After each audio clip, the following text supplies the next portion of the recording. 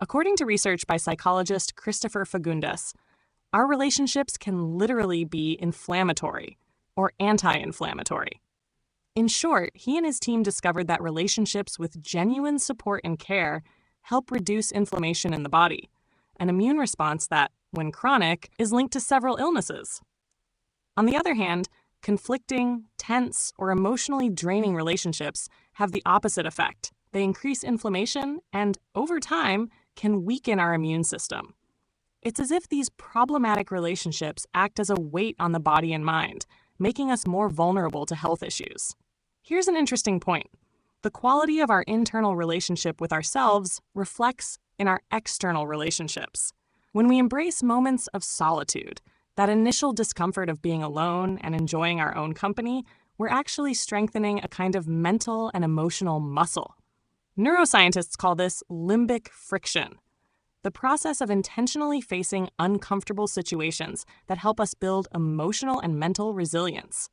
Just like at the gym, every time we face discomfort that feels hard, makes us sweat, but is ultimately good for us. Like solitude without resorting to any company to fill the gap, we train our brain to better handle our thoughts, emotions, and self-love. Of course, it feels odd at first, and the brain naturally resists. It's wired to. But like any workout, it gradually makes a difference. We just need to train it. Picture this. You've just ended a relationship. It wasn't easy. Both of you needed space and time to process everything. Then comes that particularly lonely night, and the silence feels unbearable. That's when the urge to grab your phone and text your ex hits hard. Deep down, it's not because there's something important to say. It's to fill the emptiness that's so present in the silence. A text message that might seem harmless becomes a way to calm the internal unrest, to escape the discomfort of being alone with your thoughts. But by doing this, we prevent the healing process from truly taking place. Each message, every attempt to reach out, might bring momentary relief, but in the long term, sets us up for a kind of emotional self-sabotage. We start sacrificing our stability for a comfort that's ultimately an illusion. This cycle tends to prolong the pain. Each message, every interaction, reminds us of why the relationship ended, reopening wounds that might otherwise have begun to heal. Instead of facing solitude and learning to be at peace with ourselves, we place ourselves in situations that hurt even more. The pain lingers because we don't give ourselves the time to process the end or learn to value our own company, seeking others instead as an escape. This only reinforces the dissatisfaction and emptiness we're desperately trying to avoid. Does this resonate with you? Share your thoughts with us. First, let's understand the difference between solitude and loneliness. Loneliness is that feeling of emptiness and disconnection, even when surrounded by people. It's a heavy sensation, like something's missing.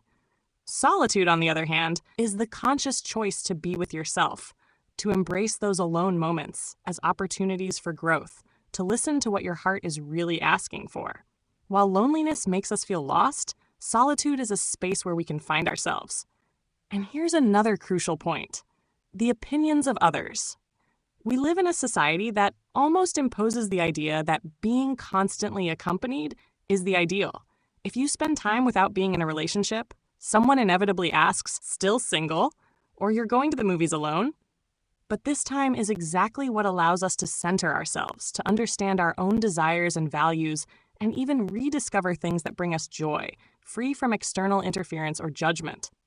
Periods of solitude are essential, especially after a breakup or during a phase of change. These are the moments when we can listen to ourselves more clearly, without noise. What do I truly want in life? How do I want to build my next relationships, whether romantic, platonic, or professional? These questions only get answers when we give ourselves that time, without succumbing to pressure or others' expectations. From this grounded state, it becomes easier to avoid cycles of friendships or relationships that don't contribute positively, that bring toxicity. When we know ourselves, we learn to say no to what doesn't serve us and to value what truly matters. One way to practice and expand the experience of solitude is to gradually introduce moments in the day to be genuinely present with yourself. For instance, take a walk, enjoy coffee without looking at your phone, or spend some time at home listening to music. Additionally, we can view solitude as a time for reconstruction. To make this period enriching, we can develop small self-care rituals that reinforce our identity and values. These might include journaling to explore thoughts and feelings without judgment, reading more about topics that interest us, or exploring hobbies that stimulate creativity.